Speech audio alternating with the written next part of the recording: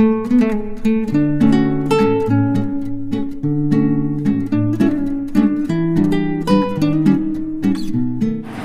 Friends, welcome back to my channel Kanwal study channel.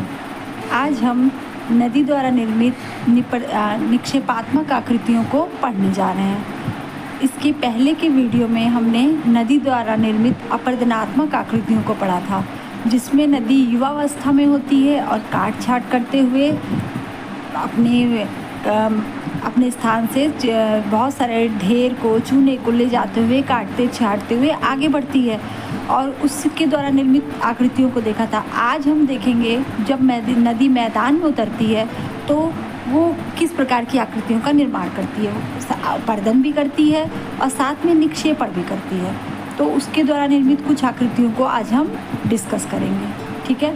तो सबसे पहले देखते हैं जलोढ़ पंख। ये एक नदी द्वारा निर्मित जो है निक्षेपणात्मक आकृति है, और ये स्टार्टिंग प्रौढ़ावस्था की आरंभिक अवस्था है। मीन्स इसमें नदी जो होती है वो निक्षेपण भी करेगी, अपरदन भी करेगी, दोनों काम एक साथ करेगी। और इसके द्वारा निर्मित आकृति जो बनती है वो होती है जलोढ़ पंख। और उसके बाद जलोढ़ शंकु का भी निर्माण करती है। जब शंकु की आकृति में वो जलोढ़ को अपने इकट्ठा करती जाती है अपने किनारे किनारे साइड में, और आगे बल खाते हुए बहती जाती है, तो शंकु का निर्माण। और जब पंख के शेप में निर्माण करती है तो जलोढ़ पंख बनते हैं। ये देखिए, ये है हमारा जलोढ़ पंख, जब पंख की शेप में निर्माण कर रही है। और ये शंकु है, इसमें जो है नदी अपने द्वारा लाए गए मिट्टी को, मोटे मोटे पत्थर बजरी को शंकु के रूप में निक्षेपित करती जाती है, ठीक है। इसके बाद आता है हमारा प्राकृतिक तटबंध। तब जब नदी आगे बढ़ती है तो बाढ़ के मैदान जो है उसमें बांधों के आगे अपना निक्षेपण करती है, मेड़ बनाती है, साइड साइड में ऐसे करते हुए निक्षेपित करती जाती है। तो इसको हम बोलते हैं प्राकृतिक तटबंध। ये बाढ़ के मैदान है। यहाँ पर जब कभी कभी बाढ़ आती है तो पानी फैल जाता है, और जब बाढ़ नहीं रहती है तो अपनी साइड में मुहाने पर मिट्टी का वो निक्षेपण करती जाती है। तो इससे जो है प्राकृतिक तटबंध बनते हैं, ठीक है। इसके बाद आती है हमारी गोखुर झील। तो गोखुर झील क्या होती है? तो जब नदी विसर्पण करती है तो उसके पीछे कभी कभी झील का निर्माण होने लगता है, तो उसे हम गोखुर झील कहते हैं। ये देखिए, जब नदी ऐसे से अपना मोड़ बना रही है तो किनारे किनारों पर कुछ पानी को छोड़ते हुए जाती है, गड्ढा जहाँ उसको मिलता है वहाँ अपने पानी को गिराते हुए जाती है, तो वहाँ पर झीलों का निर्माण हो जाता है। उसको हम बोलते हैं गोखुर झील। तो हमने क्या पढ़ा? जलोढ़ पंख को पढ़ा, जलोढ़ पंख पढ़े, जलोढ़ शंकु पढ़ा, और बाढ़ के मैदान के आगे प्राकृतिक तटबंध को पढ़ा, जब तटबंध का निर्माण होता है, मेड़ बनाती है, और उसके बाद जो है गोखुर झील को पढ़ा, ठीक है। अब इसके बाद हम देखते हैं नदी डेल्टा का निर्माण करती है। तो ये क्या होता है? जब नदी की गति काफ़ी मंद हो जाती है, आगे जाते जाते वो बोझ को काफ़ी उसके साथ होता जाता है, काफ़ी काट छाट के साथ वो भारी होती जाती है, तो धीरे धीरे करके वो काटना छाटना कम कर देती है, वो सिर्फ निक्षेपण का ही कार्य करती है। तो उस बीच में बाढ़ के मैदान और डेल्टे का निर्माण होता है। तो डेल्टा क्या होता है? तो डेल्टे के कई शेप्स हैं। एक है आपका चापाकार डेल्टा, एरिके डेल्टा। ये क्या होता है? ये डेल्टा का ये इंग्लिश का, ग्रीक भाषा का एक शब्द है डेल्टा।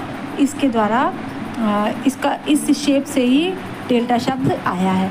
हेरोडोटस ने सबसे पहले इसका प्रयोग किया था 5वीं शताब्दी में। और कुछ डेल्टे का नाम जैसे गंगा नदी का डेल्टा है, राइन है, हुआंगो नदी का डेल्टा है, सिंधु नदी का डेल्टा, इरावती, नाइजर, वोल्गा, डेन्यूब, मिकांग आदि जो है ये नदियां जो हैं आपका चापाकार डेल्टा बनाती है, चाप के शेप में।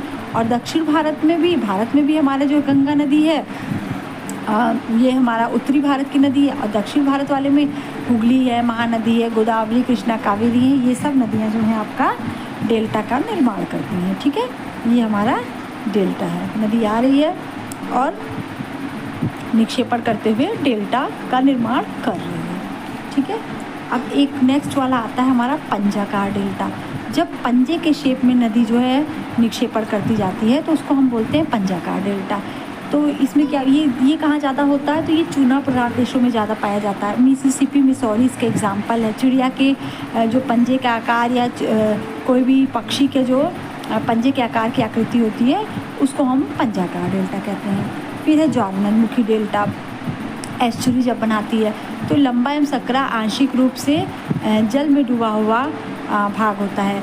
देखिए ज्वारनदमुखी क्या होता है, जब नदी जो है बहुत ही ऐसी जगह से गुजरती है जहाँ पर निक्षेपण उसका ज़्यादा होता है, बहुत नई युवावस्था वाले या नए पर्वत बने होते हैं, वहाँ से निकलती है तो वहाँ डेल्टा का निर्माण करती है। लेकिन जब नदी जो है ऐसे स्थान से बहती हुए जाती है जहाँ पर बहुत पुरानी पहाड़ है या बहुत पुरानी चट्टानें मिलती हैं, वहाँ पर उसके पास कुछ भी साधन नहीं होता है अपर्दन करने का, तो वो वहाँ पर साफ पानी को ले जाती है। उसके पास कोई ज़्यादा गाद गुद नहीं होती है, तो वो जब जाती है समुद्र में अपने पानी को डायरेक्ट गिराती है बिना किसी गाद के, तो वहाँ पर ज्वारनदमुखी डेल्टा उसको बोला जाता है। उसको हम लोग एस्चुरी बोलते हैं, एस्चुरी का निर्माण करती है। तो जिसमें जो है मैकेंजी, सीन, ओब, ये सब जो है बाहर की नदियाँ हैं, और भारत में नर्मदा, ताप्ती, मांडवी और शरावती, ये सब आपकी पश्चिम की तरफ गिरने वाली नदियाँ, अरब सागर में अपने जल को विसर्जित करने वाली नदियाँ हैं, जिसमें नर्मदा है, ताप्ती है, मांडवी है और शरावती है। ठीक है, ये एस्चुरी का निर्माण करती हैं। उसके बाद परित्यक्त डेल्टा है, जो इसमें ये क्या होता है कि नदी अपना रास्ता बदल देती है, कहीं एक डेल्टा निर्माण करेगी दूसरी तरफ चली जाएगी, तो वो परित्यक्त मतलब छोड़ दिया गया डेल्टा, तो उसमें आपका वांगो नदी या पीली नदी है। फिर दांताकार डेल्टा, दांत के आकार का, टीथ के आकार का, तो ये कौन सी नदियाँ निर्माण करती हैं, तो इटली में टाइबर नदी है, स्पेन की एब्रो नदी है, ये आपके दांताकार डेल्टा का निर्माण करते हैं। ठीक है, अब हमारा आज का ये टॉपिक कंप्लीट हुआ है। अब हम अगले टॉपिक में किसी और अच्छे से टॉपिक को लेकर डिस्कस करेंगे। हमने आज नदी की निक्षेपणात्मक आकृतियों को कवर किया है। ठीक है, आप लोग मेरे चैनल को अगर पसंद कर रहे हैं तो प्लीज़ इसको सब्सक्राइब करिए, मेरे वीडियोस को लाइक करिए और शेयर करिए। Thank you everyone.